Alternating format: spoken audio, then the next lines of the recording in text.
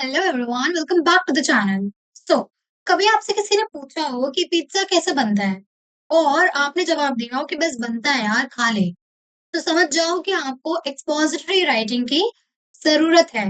क्योंकि expository writing किसी भी चीज को एक बहुत क्लियर वे में फैक्ट्स के साथ एंड स्टेप्स के साथ एक्सप्लेन करती है।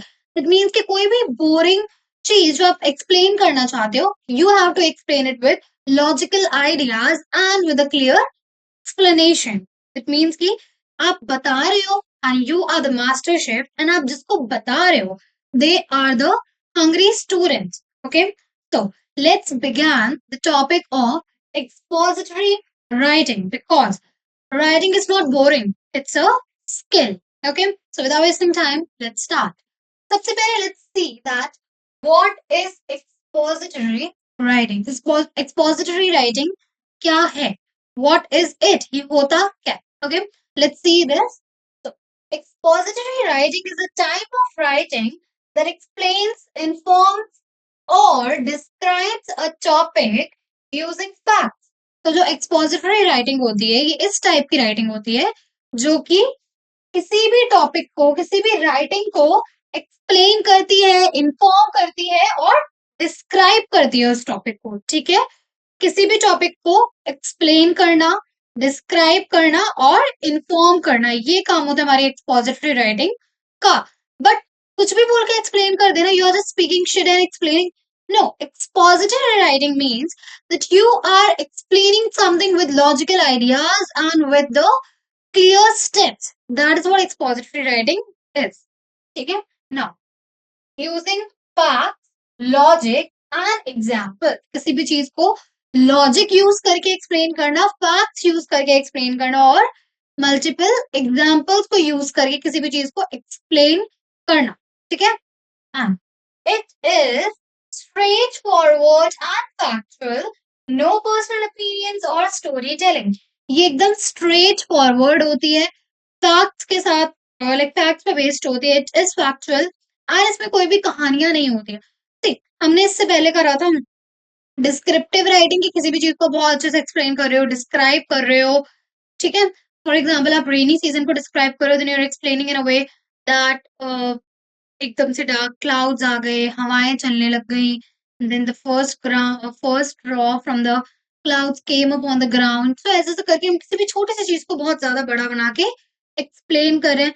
देन हमने अपना नेक्स्ट टॉपिक करा था राइटिंग में, the narrative writing. Narrative writing is basically, आप चाहे कोई रियल स्टोरी बताओ, या फिर आप कोई फेक और यू कैन से a fictional story of making. ठीक है, तो वो या तो रियल स्टोरी हो सकती है या फिर इमेजिनेटिव स्टोरी हो सकती है, लेकिन दैट इज अ स्टोरी। ठीक है, आप बस एक कहानी बता रहे हो या फिर कहानी बना रहे हो। ठीक है, but in this you don't have to do that storytelling wala part. You only have to keep the facts. You have to keep the clear explanation.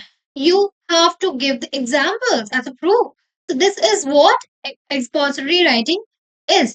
Whatever you're talking to, you have to talk, like you have to give all the sensible points. Okay? Now, this is what expository writing is. I hope it is clear to you all. Now let's see that where can you use expository writing? अब हम इसे use कहाँ कर सकते हैं? Thinking that क्यों करवा रहे हो मैम, ये इसका क्या काम है?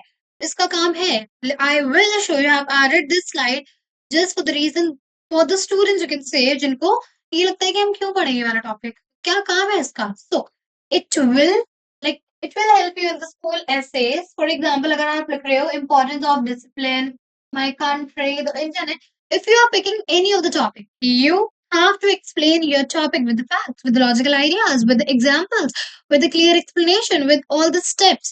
So, इस तरह से जब भी हम कोई एक चीज को एक्सप्लेन करते हैं, उस राइटिंग को हम कौन सी राइटिंग बोलते हैं? Expository writing. ठीक है, नेक्स्ट इज न्यूज़पेपर आर्टिकल्स।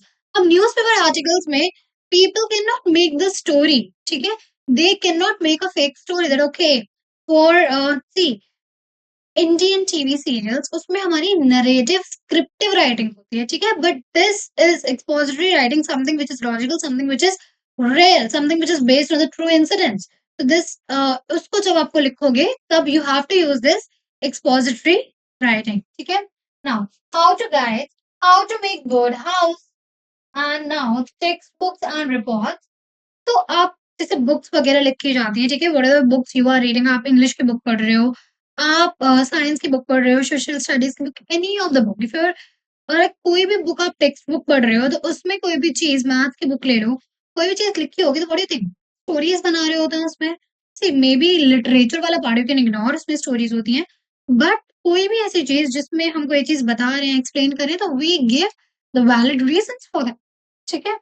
तो कोई भी स्पीच हो, इन्फॉर्मेटिव हो, यूट्यूब वीडियोज़ हो, जैसे कि ये वाला, I am giving you the reason that you should watch this video till the end because इसके बाद expository writing का एक टॉपिक आपके लिए क्रिस्टल क्लियर हो जाएगा। You'll not be having any of the doubt कि हमें हम किसी भी चीज़ को कैसे वैलिड पॉइंट्स के साथ एक्सप्लेन कर सकते हैं, कैसे हम लॉजिकल आइडियाज़ दे सकते हैं, उसपे कैसे हम अलग-अलग स्टेप्स लिख सकते हैं। No, you won't be having any of the doubts, ठीक है? Okay, now let's see the next thing.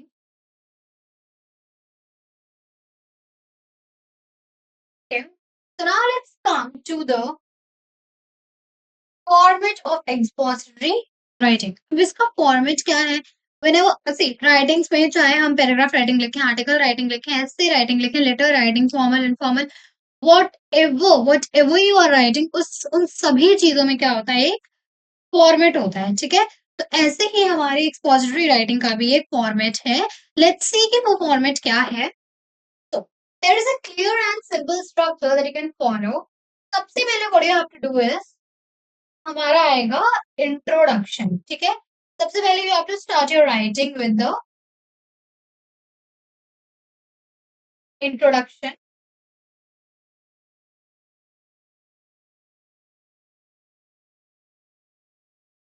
Okay, तो इंट्रोडक्शन से हम कैसे स्टार्ट करेंगे? Start with the clear topic sentence, जो भी आपका टॉपिक है उसके ऊपर सबसे पहले तो you have to set the tone of your writing. तो एक बढ़िया सी कोई भी लाइन लिख के अपने टॉपिक से related you can start your writing, ठीक है? Next is briefly introduce what you are going to explain. तो उसके बाद थोड़ा सा एक्सप्लेन करो कि आपका टॉपिक क्या है और किस चीज के बारे में आप एक्सप्लेन करना जा रहे हो, एक्सप्लेन करने जा रहे हो, जिससे कि जो पढ़ रहा है the reader can think like उसको पता चल जाएगी okay we are going to learn this particular topic, we are going to know that what how to do this thing, like what is this thing।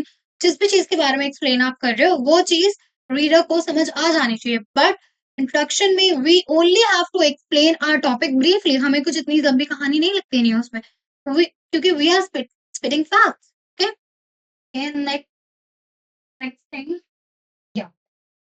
now let's come to the body paragraphs. You are done with your introduction. Now let's come to the body paragraphs. कि body paragraphs क्या होते हैं? So, fact, facts, examples, statics और steps. So उसके बाद facts को लिखना शुरू कर दो, कुछ logical examples लिखना start कर दो। उसके बाद whatever the sensible things you can write in your writing, you have to write over there. ठीक है? Then each paragraph should focus on the main point। जितने भी पैराग्राफ्स हैं वो जो हमारा टॉपिक है, we don't have to get diverted from the topic. हमें क्या करना है? हमें टॉपिक से ही रिलेटेड सारी चीजों को लिखना है, क्योंकि ऐसा नहीं कि आप लिख रहे हो एग्जांपल देते थे you have reach to the like another topic, that will be wrong. आप जितने भी फैक्ट्स लिख रहे हो, जितने भी लॉजिकल आइडियाज लिख रहे हो, रिमेंबर कि वो आपके टॉपिक से रिलेटेड ही होने चाहिए। You don't have to forget the main topic and this is a very important point to keep in mind, ठीक है? Next is use connectors like firstly, moreover, in addition, for example, therefore, finally। तो आप ऐसे words ऐसे connectors का use कर सकते हो, that, additionally, moreover, and therefore, finally। तो ये सारे connectors भी हैं जो आप अपने paragraph में use कर सकते हो, ठीक है? Now the conclusion says summarise करना है आपको मेन आइडिया, ठीक है? जितने फैक्ट, जितने पॉइंट, जितने एग्जाम्पल, जितने वैलिड रीजन जो लिखना था आपने ऊपर अपने इंट्रोडक्शन में और जो मेन आपकी बॉडी थी उसमें लिख दिया, but when you come to the conclusion आपको अपने मेन आइडिया जो भी आपने बोला उसको समराइज करना है। Then do not add new points. यहाँ पे इस पॉइंट पे आके, कंक्लूजन पे आके, remember not to add any extra point और एनी अदर पॉइंट। आपके टॉपिक से रिलेटेड भी आपको कोई नया पॉइंट नहीं है, नया पॉइंट करना है ऊपर जाके ऐड कर दो, बट कंक्लूजन में dough not add any new point, ठीक है? And with a final comment on reply, हाँ, नेक्स्ट अगेन आपको एक फैक्चुअल फाइनल एक कमेंट करनी है जिसमें आप बस सम अप कर रहे हो अपना paragraph and you are binding up, ठीक है? So this is how we write an expository writing. Now let's see the examples. Examples में I'll only show you the first part of the paragraph कि कैसे कैसे आप कर सकते हो, जिससे कि you'll get an idea. क्योंकि it's not possible writing वाली जो चीजें होती हैं, they are very lengthy. 500 words का आप लिख सकते हो, 800 वर्ड्स का आप लिख सकते हो, 1000 वर्ड्स का आप लिख सकते हो. So it's not possible कि मैं आपको पूरी पूरी वो समझाऊं. If you need a video on that, for sure I'll make it. You can just let me know that how many people, like how many of you want to see that video, जिसमें मैं expository writing खुद आपको लिख के दिखाऊं, सिखाऊं कि कैसे you can frame the sentences and all.